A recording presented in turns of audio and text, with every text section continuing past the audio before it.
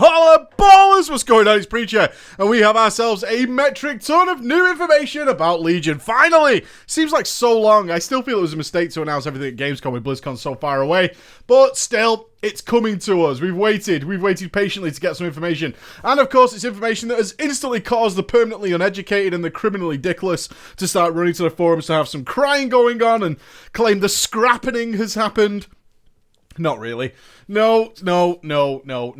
And, of course, we've got some various new information. Some of it good, some of it maybe, missed the mark, I think. Nothing particularly terrible, and some really great news mixed on top of that. So we'll work through the information as and when it becomes pertinent to the way I want to present it.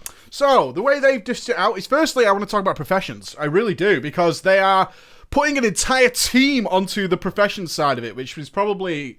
That makes us believe that previously there wasn't. There was just some, professions are something somebody's got to deal with. Oh, right. That kind of explains Warlords of Draenor a little bit. That they just we need something to do for professions. Well, we'll do this and this. And it wasn't really thought about as much as it should, with the gating of having it on daily cooldowns. And then we'll have work orders, which are hella fun, right? No, not really. We don't want to be doing that kind of stuff. Some people love professions, some people don't. We have to cater to both in some manner. If some people want to focus on their professions and do cool things with it, let's give them the resources to do that. If some people don't want to do that and generally just want to disenchant their gear, that's fine too. Most of the people, if we call back to say around a vanilla TBC period, will remember those who focused on their professions, and even up until Mists of Pandaria actually, and went and got reputations and did all that kind of stuff. They got great benefits out of that because they were focusing on those resources. They got extra recipes that others couldn't get, while still the guys who just leveled their professions got some nice basic things. So I'm more than fine that there's a team on that. They seem to have read our minds a little bit, but I think this is a step in the right direction, but not quite where we want to see it, or maybe I want to see it, would be a better thing to say there, and maybe that will come next expansion. So they are adding in quests and stuff that involve professions. Now, they are quest lines. Obviously, this should result in recipes of various descriptions, and I think that's a good idea to give people who work on that stuff a little bit of an edge over people who don't do anything. I think that's fine. I have no issue with that at all. But it probably, and I just desperately hope it doesn't involve just creating something. So something relevant today would just be creating your cloth, right, every single day, or turning in some dust, or do you have X amount of dust? Because if it goes down there, that would be really poor. What we want to do is some sort of quest line where we're out and about, and while we're doing things for our profession, it doesn't involve us just creating something. So what I don't want to see is a quest that's well, you must now create this robe. Okay, so I get the mats for the robe, and then I make the robe, and now it's you must make the shoulders, you must make the head, or something along those lines. That would be really poor. What I'm hoping is they have devised some system that is far more interesting with that, and something epic along the way. Maybe even something that's tied to other things. It'd be interesting to see whether it's just even going to Firemans and trying to activate something like we saw with Blackwing Lair. Some of you might cast your mind back to, if you wanted to gain certain recipes, you had to mind control a blacksmith within Blackwing Lair and then have him teach the recipe to you. Always very cool, because that gave you some sort of edge that was interesting to your profession. People re-roll to do things like that, and I always think that's kind of cool. We're obviously not going to see profession buffs back. That's gone by the wayside, and that's okay. That's okay, as long as ratios don't really play a huge deal. So professions will get some crafting items from dungeon loot. So that means you're probably going to see an expansion of resources in dungeon loot, which is great. Instead of it just being some items that drop, so your gear that drops, there'll be other things that actually make it more entertaining to you. This is a wonderful idea for giving people reason to go back and do 5-mans, because undoubtedly we will outgear them very quickly, more than likely. That is the nature of 5-man content. Like it or not, you tend to outgear it very quickly, which is why we've always gone with the idea here on the community that we want reasons to go back that aren't gear related. We want reasons to go and do this content, and hopefully that'll make it far more interesting. Adding profession items, that's a cool way of doing it. It's kind of similar to the nethers that we used to get in TBC. They dropped nethers, which were then used for crafting certain special items. You could go out and do that. That made there was a limited supply out in the world, and that makes those things more enticing. So pretty cool with that. And they then said professions won't have daily cooldowns. Thank God. Why? If I want to focus on something, let me focus on it. Don't gate my content. I don't want that. I will do it when I'm good and ready. If that's something I want to do now, that's what I want to do now. If I want to log in and work on my profession, that's what I want to do. I don't want daily cooldowns and I'm working out how long it'll take me to do it. That's boring as shit. So, thank you. They have talked about transmog. They kind of just said, look, we've come up with an idea. And the idea is that we'll make it easier for you. That's it, because it takes up too much space. Even I, as a non-transmog guy, I'm not a transmog guy, but my Warriors banks are just full. My Void storage is full, and my bank, which is all the biggest bags in the game, is full of transmog gear. So I would just clean that up for me. I'm more than happy. They then went on to say that multi-strike is being removed. I've got to be honest with you guys, I'm a little saddened by this. It is boring.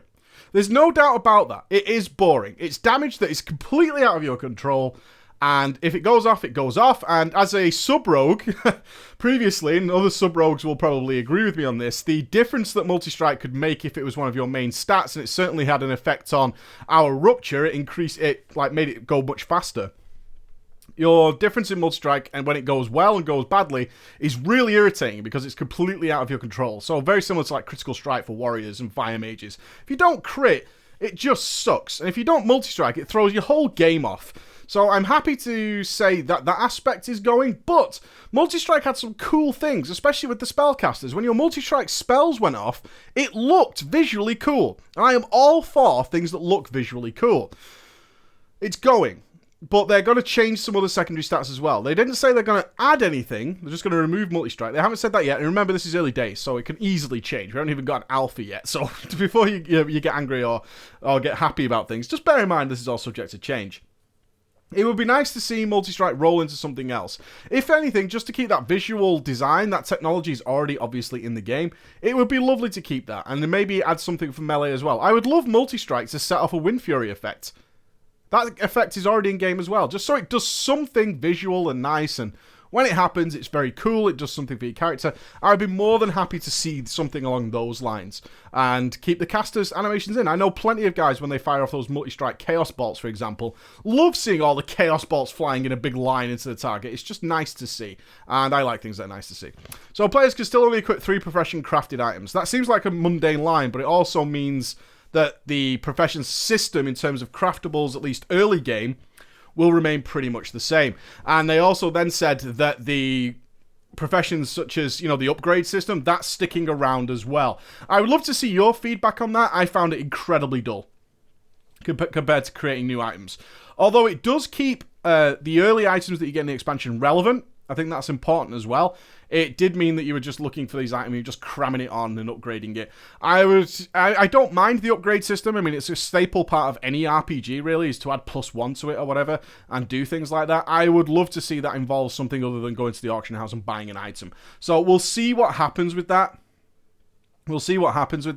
But hopefully they can make it a bit more interesting. That's all we ever ask for, really, is can you make it a bit more interesting rather than just going to the auction house, buying all the latest stuff, and then just clicking it and then it's done. I'd love to go and visit a blacksmith if it's, say, my weapon, or, I could go and see an inscriber if it's my staff, and engage in some sort of community interaction, maybe make it not an item, but somebody's able to cast it on your item, so you go and visit somebody and there's some social communication going on there. Anything along those lines, I think, would be miles better. They have to have a reagent, so again, we could look at things like nethers. Is like, I'm looking for an inscriber who can make +1 on staff, and must have nethers, blah, blah, blah. And all this sort of stuff builds up a community. I love that. So no mention of anything like sub-guilds for professions and that kind of stuff, but still, there you go.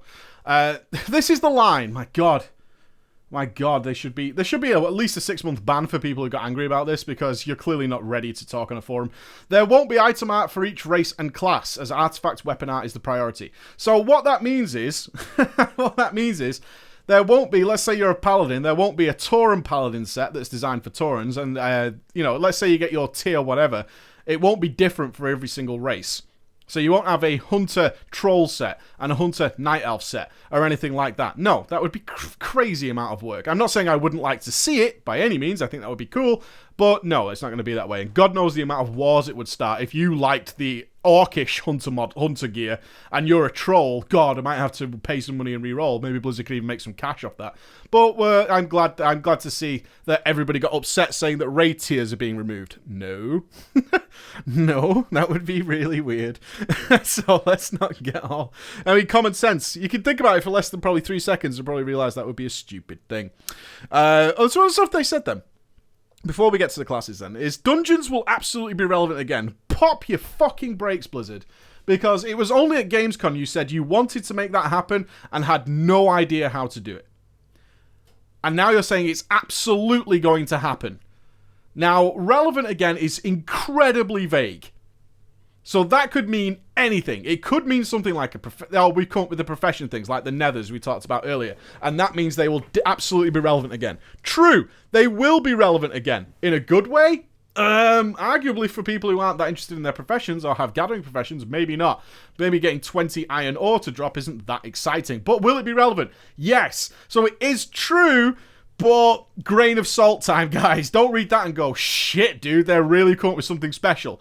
Until we get anything in fucking writing there about why that will be relevant again, I just wait. Illidan is definitely probably going to be a good guy. He's the leader of the Demon Hunters against the Burning Legion, so there you go. No surprise there. I think everybody guessed that from the initial Legion information. Plans for Jaina Proudmoore, who cares? Lore guys, you guys care. I don't really care. So some of you will be happy about that. The backpack might be updated. Right, okay. Good news. They then went on to be defensive of Warlords. This is something that's come up recently. I did a video on it a little while ago about the amount of White Knights that came out in defense of Warlords of Draenor. Where those guys were for the last year, I don't know. But suddenly they probably pre-purchased Legion and now feel the need to defend Blizzard to the death.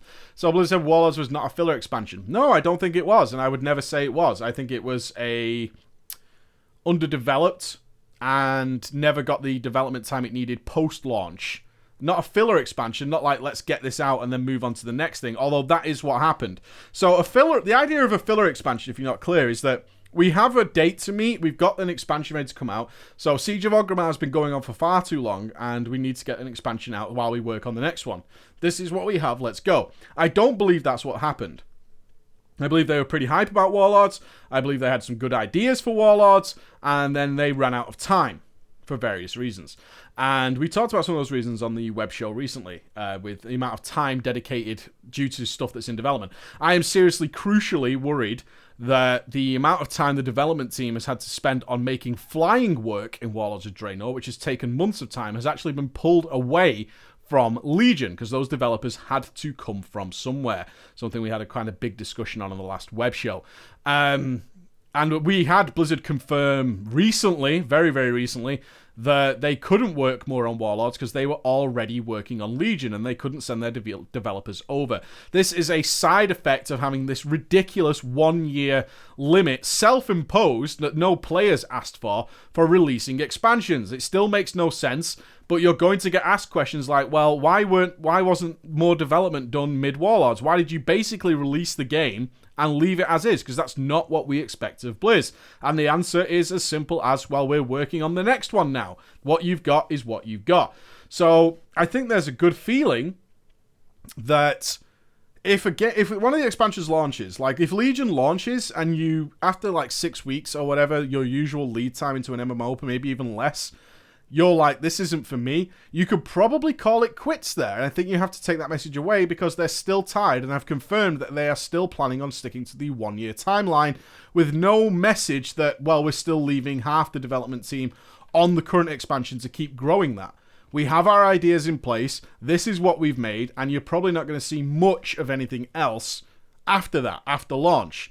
You might get some things like a naval shipyard, like Tanaan Jungle, which is a catch-up area. You might get a few of those things, but big developments, probably not. That's because they're already starting working on the next expansion. So that's a big worry I'll take away, is that they're going to have to defend this. And their message was, we built on some things that will be used going forwards. And that screams lack of time to maybe try things out, test it out, come up with whether or not it was a good idea. It wouldn't have taken very long for the internal team to work out that garrisons aren't that interesting. Maybe we should do something else. Or, I mean, even as quickly, if you think about it, it would not have taken the internal testing team long if they were given enough time to say, all I seem to be doing at this point is either raiding, PvPing, or having Apexis dailies, and I don't need Apexis dailies anymore. So what is the other content you've got for me here? It only took, say, myself, who dedicated quite a lot of time to the beginning of WoD, about 2 weeks to get to the point where there was nothing much else to do. And that should have been tested internally and said, well, we need to rethink this, rather than what actually happened, which is, well, we haven't even got reputations awards. What should we do? And this is confirmed, by the way. This is from Blizzard. And they were like, well, we need reputations, so let's just stick them in randomly and give them the same rewards each time, which is a follower, maybe a toy or a pet and something else. So it does worry me to see that defense was brought up, and they said basically, well, we built on things and we'll use them going forwards. A full expansion at full price shouldn't be the place that you're testing new things for something that's coming later down the line. You ease it in. That's what we saw through TBC. It's what we talked about in the legacy of the TBC. It's what we talked about in vanilla, is they just threw ideas in. And yeah, we can build on that in the future. There's no issue with that. That makes total sense. But not just throw it in and leave it as is and we'll fix it next expansion. Oh, that hasn't worked. We'll fix it next expansion because we don't have the time to look at it now. That's not something I want to see. Classes. Let's talk about the classes then. This is the finale. Demon Hunters are going to start at level 98 right now. Some people are losing their mind over this. This makes total sense, because if you think about how the DKs worked, they started at a lower level than what they will finish their starter area. I would assume that the starter area, and I'm working on the assumption here, which makes context, right? It makes sense that this is how it would happen, is that the Demon Hunters will start at 98 and leave their starting area at level 100, so ready to go into the new content. That makes total sense that that's how it's going to work. I think if they launched at level 100 and got no experience through their starting area, people would be more pissed at that. So it makes sense to just start them a little bit lower and time the opening event so that they definitely leave ready to go into the new content, because they're not going to want you to leave there at like, what, level 99 or some fucking nonsense and maybe have to go to Nagrand for a half a level. Fuck off, not going to do that. That's fucking stupid. So Death Knights will stay at there. Who asked this question? These are all like, it was a panel, so these are responses to questions. Death Knights will continue to start level 55. Why wouldn't they? What a fucking idiot question. Demon Hunters will have a short transform with inner demon visuals. Great. We expected that. Only Demon Hunters will use glaives. We already knew that. Double jump won't be disabled anywhere. See, people seem to have this criminal fear that double jump is going to be disabled because it's too powerful. I really don't know where this is coming from. That double jump is somehow crazily, insanely overpowered. Because that is ludicrous. See, of course that's not going to happen. Double jump is not going to break anything. There might be some areas you can get to with double jump or something like that, which is fine. But other classes have been doing that for years. Heroic Leap was changed for just that reason. Warriors did that years ago. We've also seen many mechanics. I mean, if you talk about raid mechanics, double jump isn't going to make suddenly that a Demon Hunter only aspect of a fight. No. Anything in a raid environment needs to be countered by absolutely everybody, especially if it involves jumping over something, right? They made that mistake with goblins in the past, the goblins and gnomes, where they couldn't get out of water and stuff, and that made them very slow for various fights. That was way back when. So I really no idea why people believe double jump is going to be super overpowered. It's not. It might make certain things easier, no doubt about that, especially if you're slow in your jump, but you're basically going to be double jumping something that should have been dealt with one jump. So, yeah, I don't know where that's coming from. Double jump, I mean, I'm in the camp where double jump just isn't blowing my dick off. It's not. It's not. We saw it in the video what it does. It's just tiny, like half jump, the next thing. I don't know what people are expecting out of double jump, but whatever, it's okay.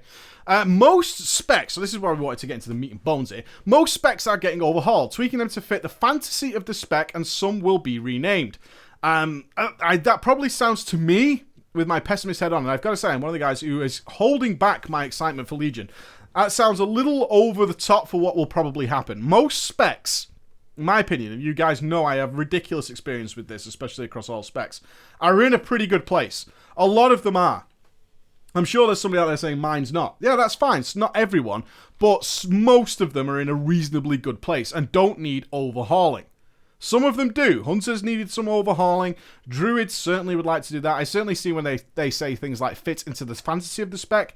That to me points to things like Druids. They need a little bit of love. They broke them out into 4 specs. That was cool. Now we can do something pretty magical with that. I would love to see that happen. An example that was used is that Shadow Priest will no longer use mana. They will use Insanity.